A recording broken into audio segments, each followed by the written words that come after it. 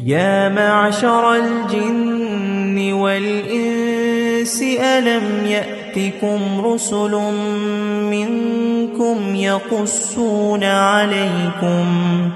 يقصون عليكم آياتي وينذرونكم لقاء يومكم هذا قالوا شهدنا على أنفسنا وغرتهم الحياة الدنيا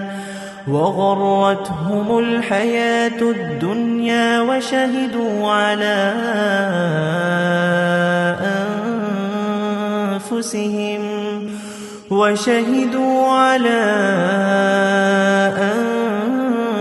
أنفسهم أنهم كانوا كافرين.